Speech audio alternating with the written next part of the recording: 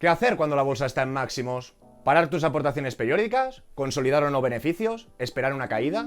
Esa es la pregunta del millón, y aunque muchos creen que es mejor esperar, los datos dicen justo lo contrario. Hoy te explico cómo operar en máximos históricos, qué nos enseña la estadística y cómo evitar uno de los errores más caros al invertir.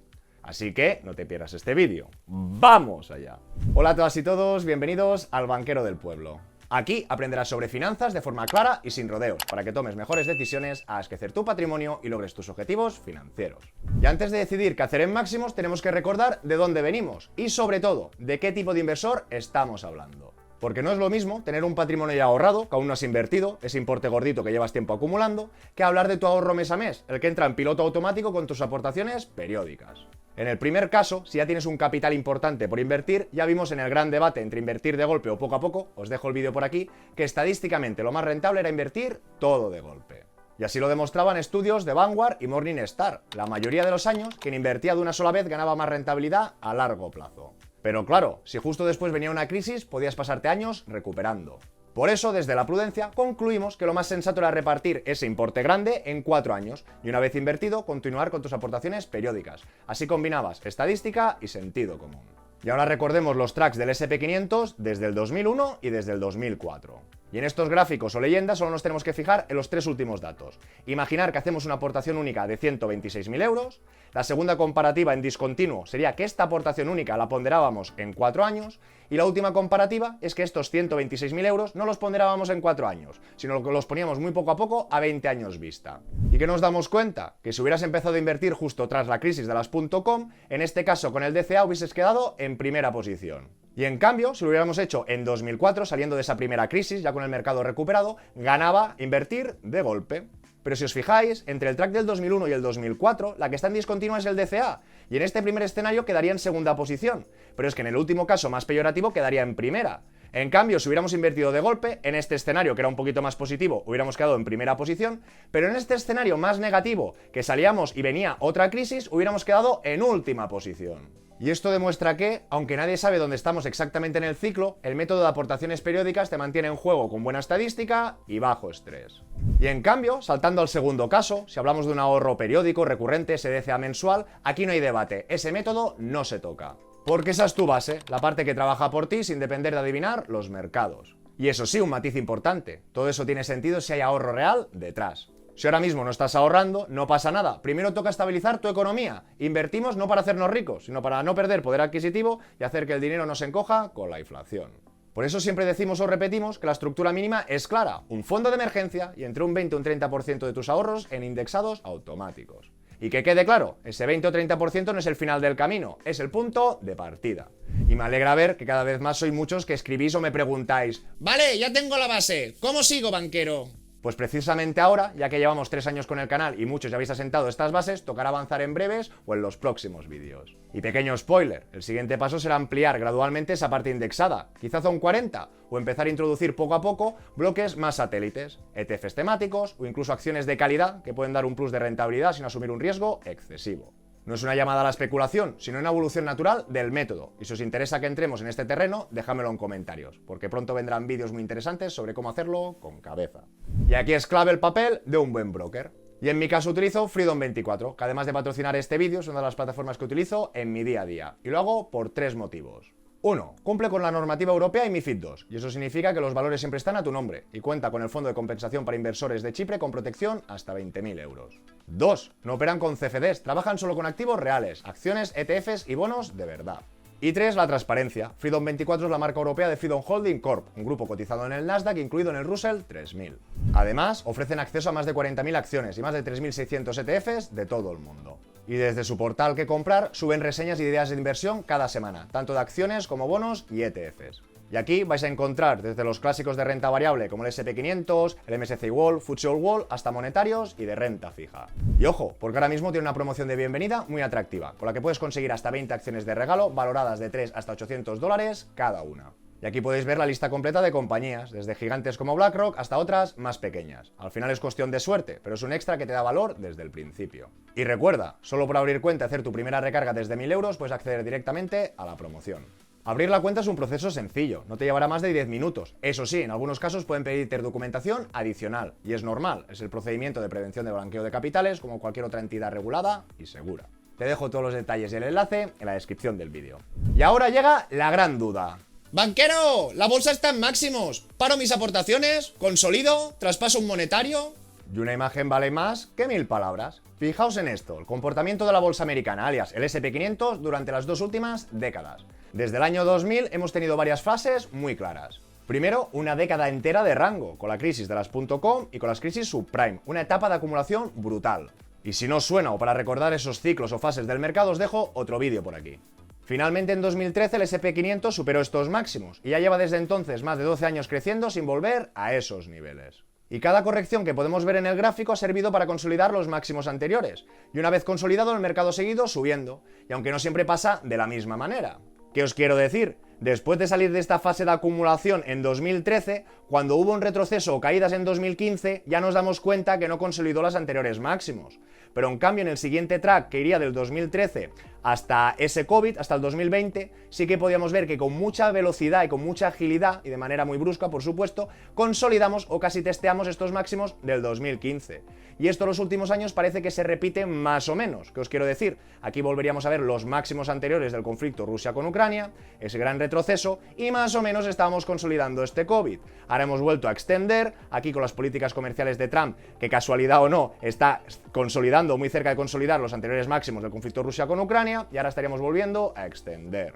Y de la misma manera podríamos tirar un poquito más atrás, y podríamos entender que la década del 70 al 80 también fue bastante de acumulación, con lo que después del 80 hasta el 2000 ha sido pues 20 años expansivos. Con lo que aquí podríamos entender, entendiendo esas fases del mercado del vídeo que os he recomendado anteriormente, que estaríamos volviendo a acumular para extender. Y está claro que nada ni nadie sube in eternum. En algún momento tendrá que volver a hacer ciclos. ¿Pero cuándo? Eso ya no lo sabemos. Así que si ahora te preguntas, ¿y si esto se acaba? Recuerda, cada vez que parecía caro, acabó siendo barato en el futuro. Aunque todo el mundo tiene que recordar que rentabilidades pasadas no garantizan futuras. Pero claro, una cosa es el gráfico y otra es ver cómo actuamos nosotros cuando lo vemos en directo. Por eso vamos a diferenciar dos perfiles.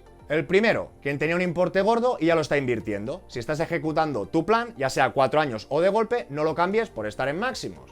Los planes se diseñan en frío y se respetan en caliente. Si paras ahora, puedes quedarte fuera de tramos que estadísticamente suelen seguir empujando hacia arriba. Y el segundo caso perfil, quien va con DCA mensual, con ese piloto automático. Y aquí no hay debate, se sigue aportando. Recordar que ese 20-30% en indexados existe justo para eso, para que no dependas de adivinar el mercado ni de titulares alarmistas. Y en consecuencia, estos son los 3 errores más típicos en máximos. El primero, parar el DCA hasta que corrija.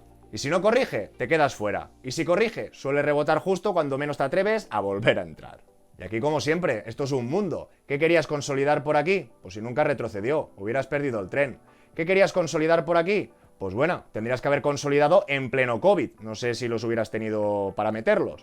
Por aquí, a esto sí que fue un retroceso un poquito más lento y la política comercial Trump de este año fue efímera.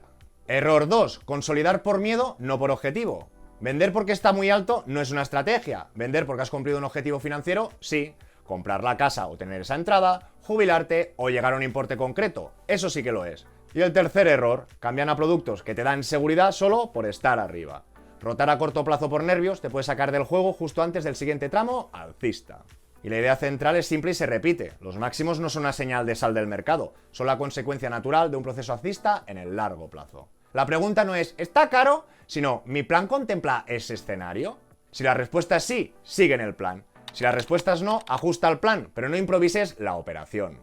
Y aquí volvemos a recordar el punto clave. En mercados alcistas, invertir de golpe gana. En mercados laterales o bajistas, el DCA te salva. Pero, como nadie sabe cuál vendrá, la constancia suele ganar al orgullo. Y aquí viene una de esas frases o preguntas que más escucho. ¡Banquero! ¿Consolido ahora o entro cuando caiga? Suena prudente, ¿verdad? El problema es que esperar la caída no es una estrategia, es una esperanza, y la mayoría de veces nunca llega al punto como imaginamos. Y un pequeño ejercicio práctico de este 2025 hará con velas semanales. Supongamos que cuando pasabas máximos querías consolidar y te salías aquí. Aquí realmente perdiste el tren y lo tuviste que coger muy express en estas caídas de abril y casi al milímetro. Muy complicado. También podría ser que otro, pues efectivamente diera la casualidad que consolidara este pequeño retroceso. ¿Cuándo vuelves a entrar? ¿Cuando te cae un 10? Uy, si no ha caído el 10, has dejado de aportar, entonces ¿cuándo vuelves a meterte? O otros casos más extremos. No, yo meto cuando caiga el 10, cae un 10. ¿Y si te cae un 20? ¿Y si te cae un 30? O lo que hemos comentado anteriormente, justo al inverso, que te piensas que cae y pierdas el tren. En resumen, esperando el momento perfecto, no entramos nunca. Y que nadie confunda esto con el toro pasado. Si tú crees que lo hubieras hecho bien, márcatelo en el gráfico y después cuando pase el tiempo, compruébalo. Pero por ver más o menos o que te parezca aquí que tenías razón, ojo, ojito. ¿Eres inversor o trader? Porque si tu objetivo es batir al mercado mes a mes, adelante. Puedes intentar adivinar los techos y los suelos. Pero si tu objetivo es construir patrimonio, la única respuesta sensata es tener un método que funcione en cualquier fase. Y ese método no se basa en adivinar, sino en prepararte para actuar cuando ocurra lo inevitable, que el mercado antes o después retroceda. Y de hecho, esto lo vimos en detalle en otro vídeo que os dejo por aquí, cómo invertir durante las caídas sin arruinarte. Y disculpar que sea pesado, pero os recuerdo la regla de oro. El piloto automático alias DCA mantiene tu plan vivo. No depende de titulares, no intenta adivinar nada, no se toca. Entonces, ¿qué puedes hacer según tu caso? En el primer caso, con ese DCA o esas aportaciones periódicas. No las pares. Si tu flujo de ahorro te lo permite y hay caídas, puedes duplicar la aportación de ese mes, siempre y cuando no uses ese dinero destinado a objetivos del corto o medio plazo, como sería la entrada de una vivienda, una reforma, un colchón de seguridad. Los objetivos van primero y el mercado después, que el dinero se hace trabajando, no adivinando el mercado. Un segundo caso perfil, un DCA de un importe gordo fraccionado. Supongamos que lo pusiste a 4 años. Pues sigue con el plan, y si hay un retroceso relevante, puedes anticipar 2 o 6 cuotas de las que tenías para el final y traerlas hoy. Y luego trata de ajustar el calendario para no pasarte de la inversión total. Mantienes tu método sin cambiar de juego. Pero ojo, si inviertes demasiado pronto y el mercado cae otro 20 o 30%, puedes quedarte sin margen para aprovechar más abajo. Y el tercer método, perfil o manera sería ese bote de caídas, tener una potencia extra separado del DCA. Y ese bote será la munición cuando el mercado corrija. Lo que tenemos que definir los disparos en tramos y según el perfil. Perfil conservador, puedes crearte 3 tercios. Si el mercado retrocede un 20%, metes un tercio. Que cae un 40%, metes el otro tercio. Que cae un 60%, pues el último tercio. O también podemos tener un perfil más agresivo. Si el mercado cae un 20%, pues metes un 50% de la munición que tenías preparada. Y si cae un 40%, pues ya metes el resto o el 100%. Y así cruzas 2 ventajas, sigues siempre invertido y además compras con más descuento. Y otro matiz importante, si inviertes ya el 80 o el 90% de tu ahorro, tendrás poco margen para añadir en caídas, y si inviertes solo el 20 o el 30% tendrás más margen, solo si no compromete tus objetivos. Y si aún dudas si merece la pena seguir invertido cuando todo está caro, en el siguiente bloque vemos que nos dice la estadística, porque por perderte unos días clave puede cambiar por completo tus resultados a largo plazo. Y ahora veremos alguna diapositiva de la guía del retiro de JP Morgan. Y si os parece interesante que analicemos esta guía completa en otro vídeo, dejádmelo en comentarios, porque tiene datos muy potentes sobre ahorro, inversión y comportamiento financiero. Cuando miramos esta estadística, la realidad es demoledora. Si hubieras invertido $10.000 en S&P 500 desde el 2005 hasta hoy y simplemente te hubieras mantenido invertido, tu cartera valdría $71.750, que eso equivale a una rentabilidad media de un 10,4%. Ahora bien, saltamos a la segunda columna. Si te hubieras perdido solo los 10 mejores días del mercado, tu rentabilidad se vería reducida a un 6% anual. Y seguimos, si en vez de los 10 te hubieras perdido los 20 mejores días del mercado, apenas llegarías a un 3%. Incluso, a partir de aquí los escenarios serían negativos.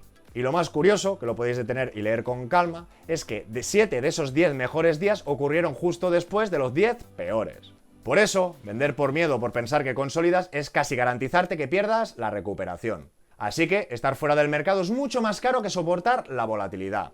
Y ahora aquí lo vemos aún más claro. 4 personas, 4 caminos y una diferencia brutal. Y ojo al dato, esta gráfica no muestra un fondo real, sino un supuesto de mercado a largo plazo, para entender cómo actúa el interés compuesto. Podéis imaginarlo como si fuera el S&P 500 descontando la inflación, pero es simplemente un ejemplo estadístico, no una recomendación de inversión. Y podíamos ver 4 escenarios de una persona invirtiendo $200 al mes. El primero, un ahorrador inversor constante. Empieza con 25 años y mantiene las aportaciones hasta los 65. Invierte un total de $96.000 y tendría $548.000, que sería un 7,25 anual. Seguimos con el segundo caso, un ahorrador inversor anticipado, que solo invierte durante los 10 primeros años, de los 25 a los 35, y luego deja que el dinero crezca sin tocarlo. Invierte 24.000 euros y acaba con 293.000 euros, más de 10 veces lo invertido. Seguimos con el tercero, un ahorrador o inversor tardío. Empieza tarde, con 35 años, y sigue hasta los 65. Invierte 72.000 euros y tendría 254.000 euros. Aporta 3 veces más dinero que el anticipado y aún así acaba con menos capital.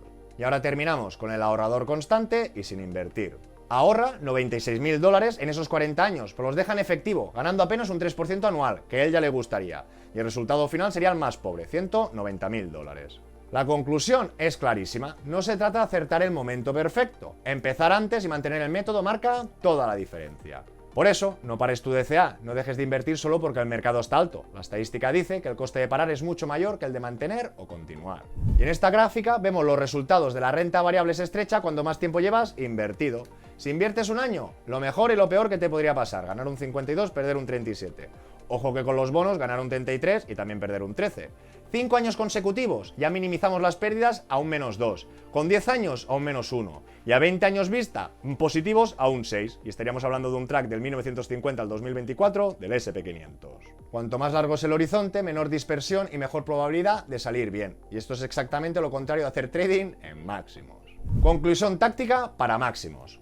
Si ya te has invertido, no consolides por miedo. Si tienes liquidez, planifica entradas o tramos en caídas, no improvises. Y respeta tu sistema, esas aportaciones periódicas te mantienen dentro del juego y el tiempo hace el trabajo. En el largo plazo los gráficos no mienten, el mercado premia la constancia, no la perfección.